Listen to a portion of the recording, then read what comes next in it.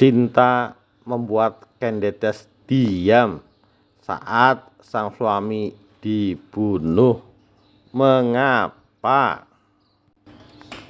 Cinta yang kebablasan terhadap sesama makhluk terkadang membuat keputusan yang salah dan mementingkan diri sendiri. Kisah cinta diam-diam antara bawahan dan atasan tidak hanya kita lihat di zaman sekarang ini, namun cinta terlarang ini juga dilakukan istri pembesar kerajaan di zaman kerajaan ratusan tahun silam. Putri cantik anak tokoh agama atau Brahmana Empu Purwo yang terkenal namanya yaitu Candides ketika menjadi ibu negara Kadipaten Tumapel, istri dari Adipati Tunggul Ametung, menjalin asmara dengan pengawal pasukan Kadipaten, yakni Ken Arok. Gara-gara jatuh cinta inilah Candides hanya diam dan seakan merestui suaminya dibunuh oleh Ken Arok.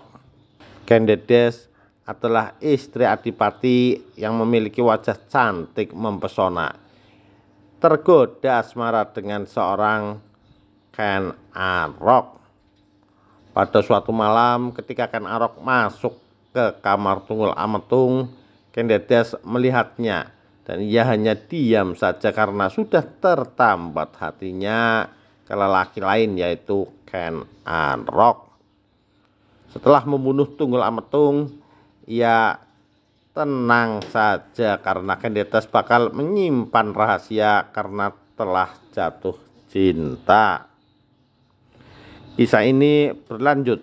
Candides mendapatkan idaman hatinya dan menikah dengan Ken Arok, memimpin Tumapel hingga rahasia siapa pembunuh Tunggul Ametung tak terkuak hingga beberapa tahun ke depan.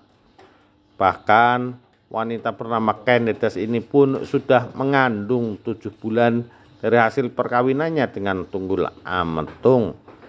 Ambisi Ken Arok untuk memperluas kekuasaan cukup besar dan dilakukan menaklukkan wilayah sekitar Tumapel.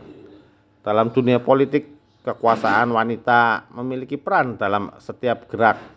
Mendapatkan kursi pimpinan layaknya Ken Arok yang memegang Tumapel ini. Seandainya Candides buka mulut peristiwa pembunuhan Tunggul Ametung, maka Ken Arok tidak bakal bisa menjadi pemimpin dan mendirikan kerajaan sebesar Singosari. Lalu sampai kapan Candides bisa menyimpan rahasia masa lalu yang romantis dan menguak cara berpolitik Ken Arok yang sadis ini?